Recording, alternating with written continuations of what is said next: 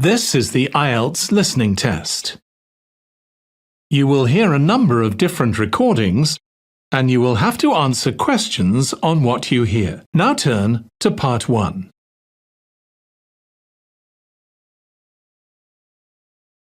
Part 1. You will hear Bud and Annie talking about their families. Look at questions 1 to 5 on the form now.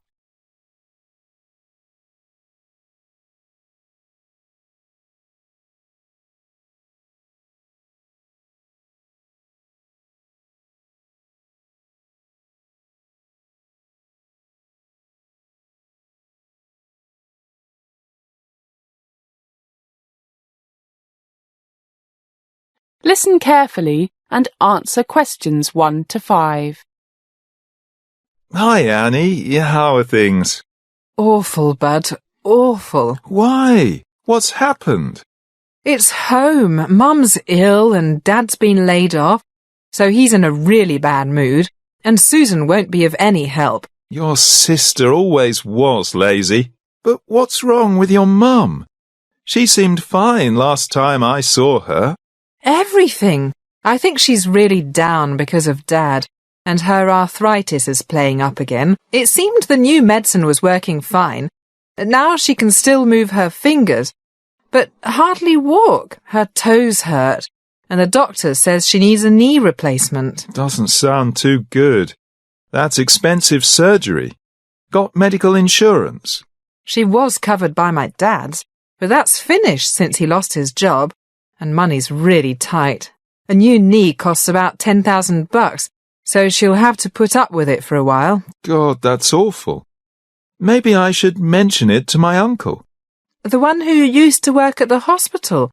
What could he do? I don't know, but he knows all the doctors and maybe there's a way your mum could get the operation done cheaply. It'll have to be really cheap, because they're having a problem paying the mortgage. And my sister won't help out. She's so selfish. Well, I'll give a try. But what's this problem with your sister? Since she won that beauty competition, she thinks she's been acting so high and mighty. Won't even help Mum with the housework. Look at questions 6 to 10.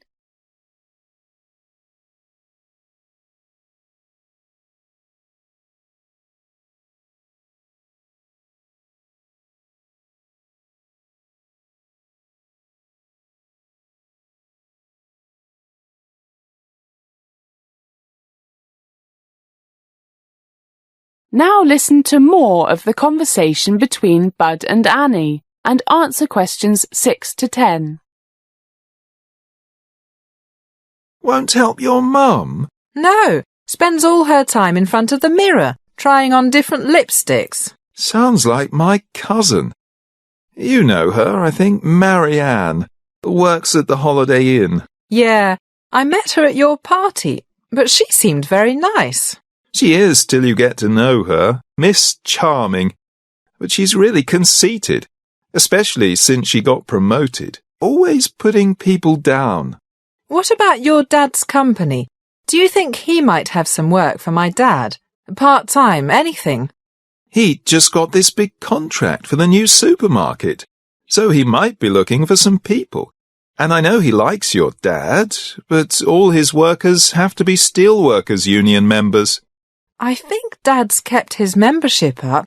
I'll ask him. Let me know, and I'll check with Dad when he gets back from France. France? Yeah, he took Mum there as a 25th wedding anniversary present. Gosh, it's 5:30. I'm late for work. Gotta fly. See you, Bud. See you. That is the end of part 1. You now have 1 minute to check your answers to part 1.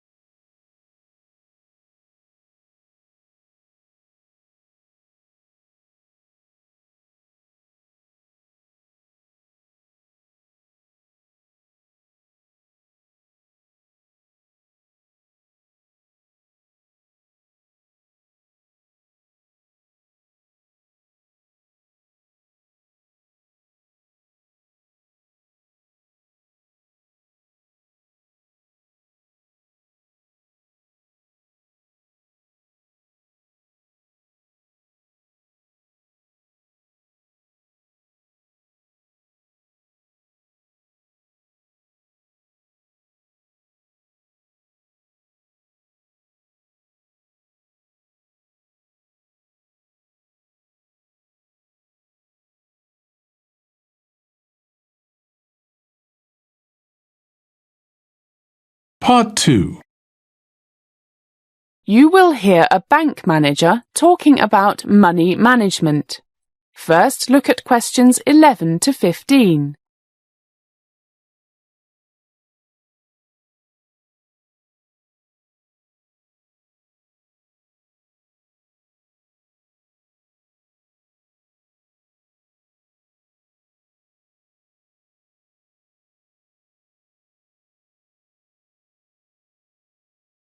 As you listen to the first part of the talk, answer questions 11 to 15.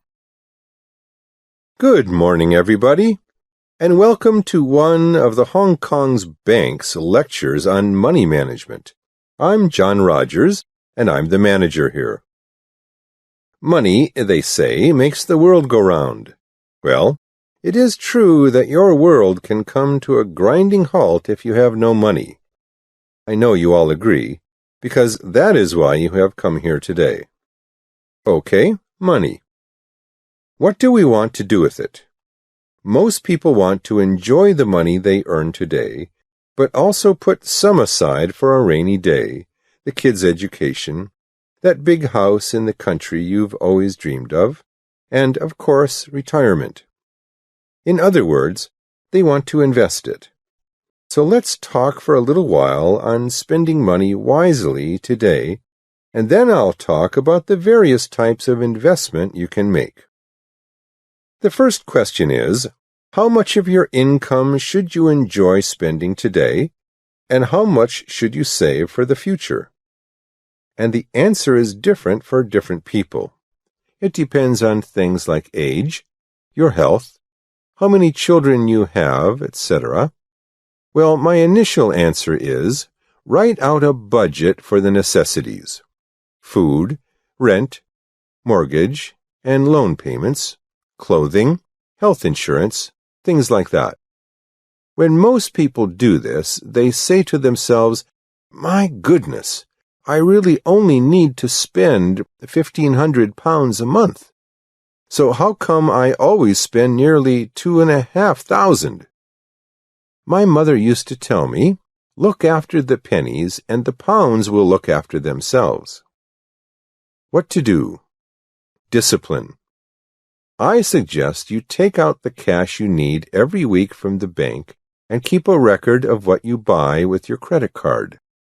And you must strictly limit what you spend every month to, for example, your budget for essentials, plus an amount, say 10%, for a bit of entertainment if you want, and the unexpected, like house repairs, that birthday present you forgot about, things like that.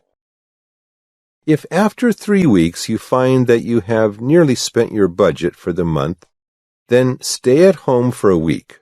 No fancy restaurants or drinking with the boys. As they say, there's no free lunch. As the talk continues, please answer questions 16 to 20.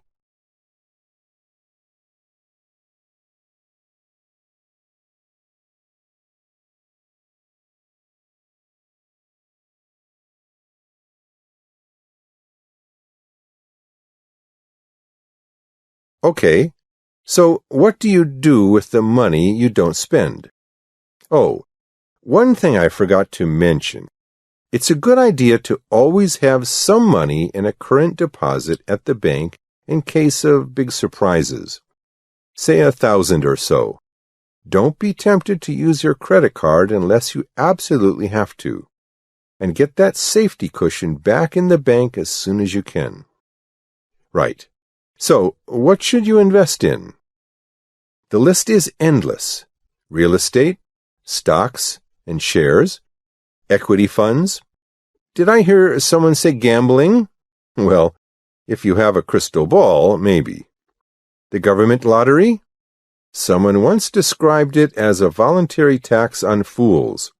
But I must admit I spend £1 or £2 on it every week, but no more.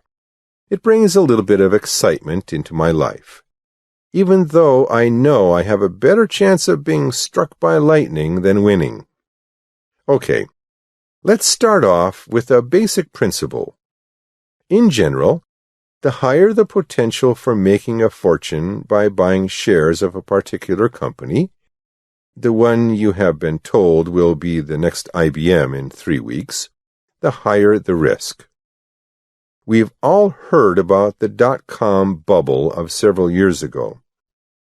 Some people made a fortune, but they got out before the market crashed. The majority of investors lost their shirts. Another basic principle, the balanced portfolio. A balanced portfolio means you have investments in a variety of things, from low-risk but low-return things to things like blue-chip stocks that are somewhat less predictable, but which will probably provide steady, if not spectacular, returns for years, to the riskiest of all, venture capital, where success could increase the value of your investment 100-fold, or failure could wipe it out. Well, why don't we break for a coffee now? Then I will talk about the most common form of share ownership, common stock, which makes you become a part owner of the company itself, with voting rights and entitlement to dividend distribution, if there is one. That is the end of Part 2. You now have 30 seconds to check your answers to Part 2.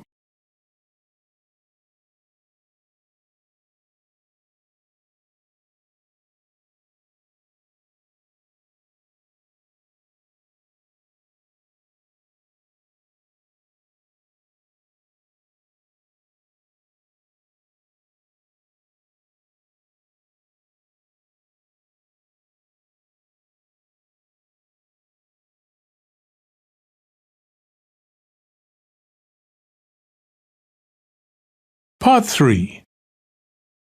You will hear a conversation between a student, Andrew, and a student advisor, Monica, about a diploma course. First, you have some time to look at questions 21 to 25.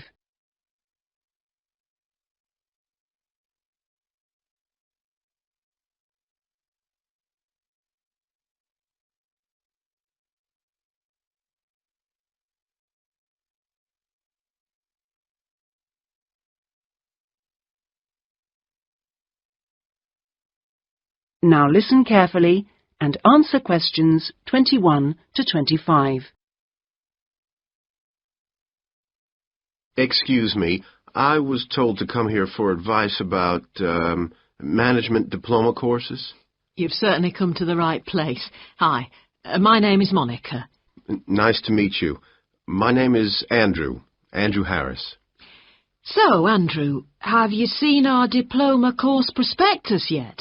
Yes, I've already looked at it. In fact, I thought the information on course content was really useful.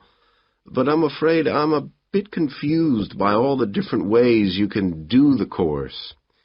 Full-time intensive, part-time, and so on. Mm-hmm. Well, let's see if I can help.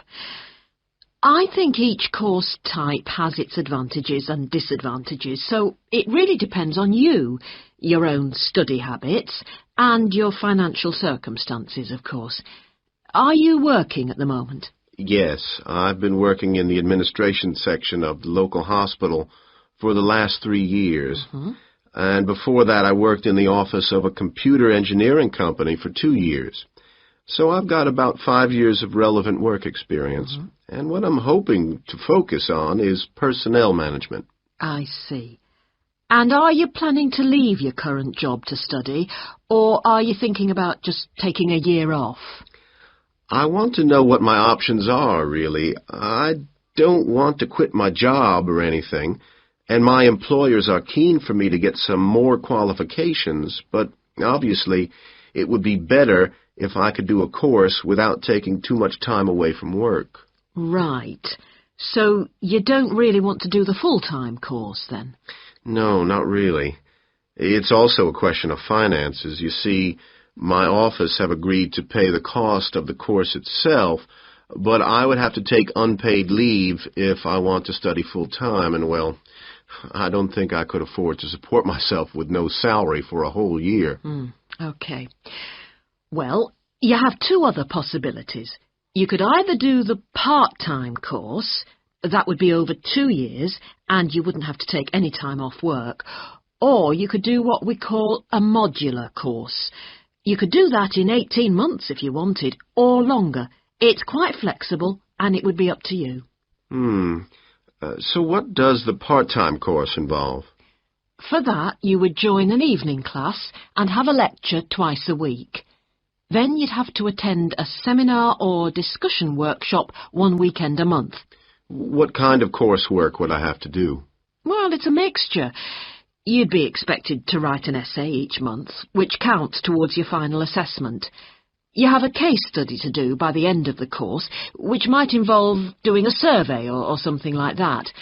And also you need to hand in a short report every 4 weeks. So that's quite a lot of work then, on top of working every day. It sounds like a lot of studying, and really tiring. Yeah, you certainly wouldn't have much free time. Before you hear the rest of the conversation, you have some time to look at questions 26 to 30.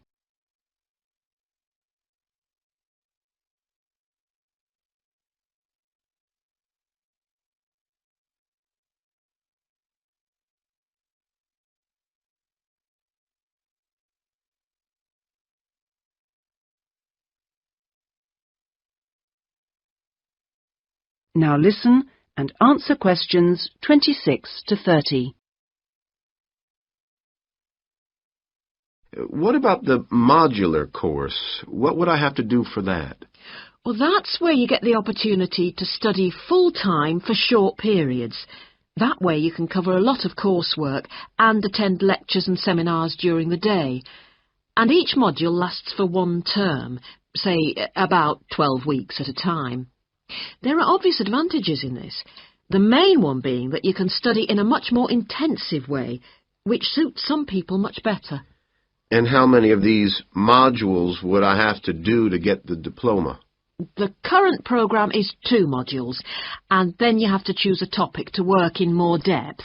But you can base that on your job, and so you don't need to be away from the office. And how long it takes is up to you. The important thing is that you don't have to study and work. You can focus on one thing at a time. Yes, I can see that.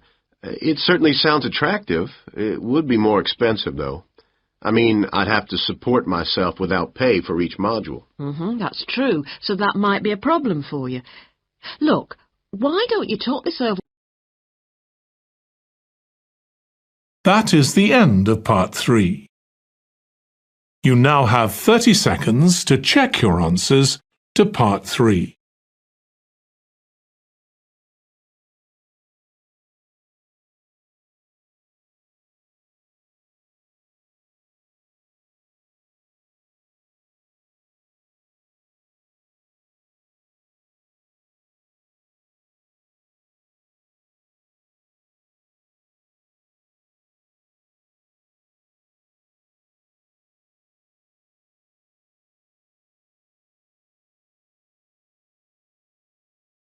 Part 4. You will hear part of a lecture given by an economist about North American women's attitude to money and saving. First, you have some time to look at questions 31 to 40.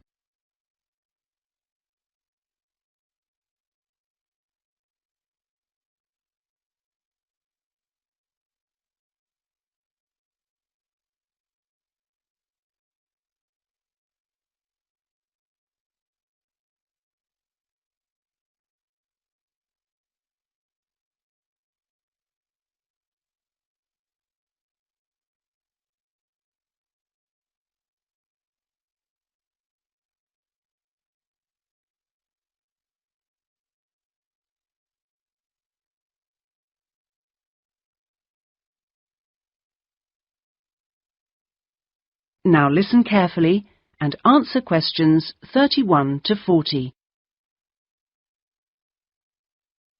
Okay, so we've been looking at the attitudes of various social and cultural groups towards the management of their personal finances, how important they feel it is to save money, and what they save their money for.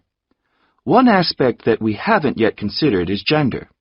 So if we consider gender issues, we're basically asking whether men and women have different attitudes towards saving money, and whether they save money for different things.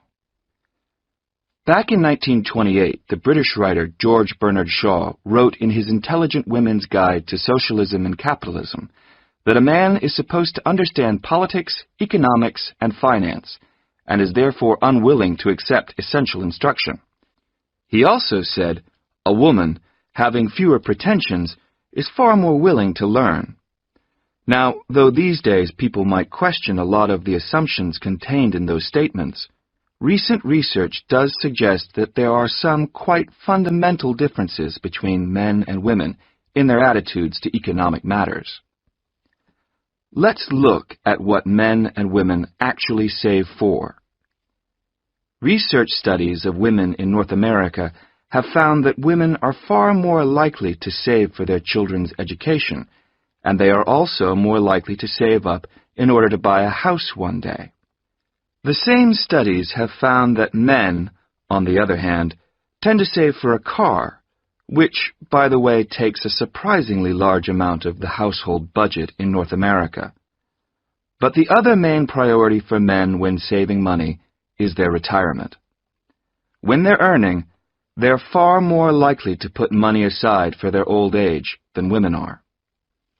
Now, this is rather disturbing, because, in fact, the need for women to save for their old age is far greater than for men. Let's consider this for a moment. To start with, it is a fact that throughout the world, women are likely to live many years longer than men, so they need money to support them during this time. Since women are likely to be the ones left without a partner in old age, they may therefore have to pay for nursing care, because they don't have a spouse to look after them. Furthermore, the high divorce rates in North America are creating a poverty cycle for women. It is the divorced women who will most often have to look after the children, and thus they need more money to look after not just themselves, but others.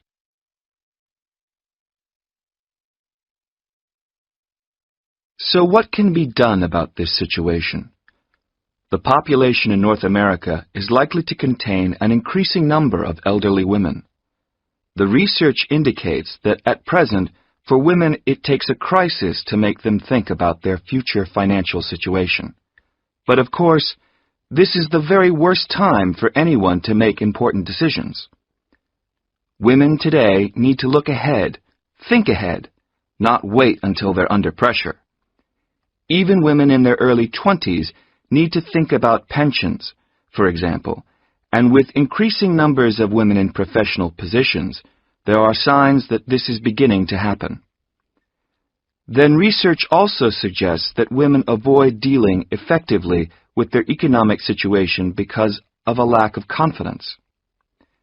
The best way for them to overcome this is by getting themselves properly informed so they are less dependent on other people's advice. A number of initiatives have been set up to help them do this.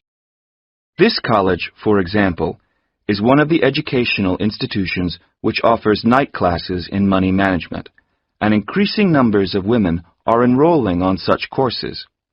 Here, they can be given advice on different ways of saving. Many women are unwilling to invest in stocks and shares, for instance, but these can be extremely profitable. It is usually advised that at least 70% of a person's savings should be in low-risk investments.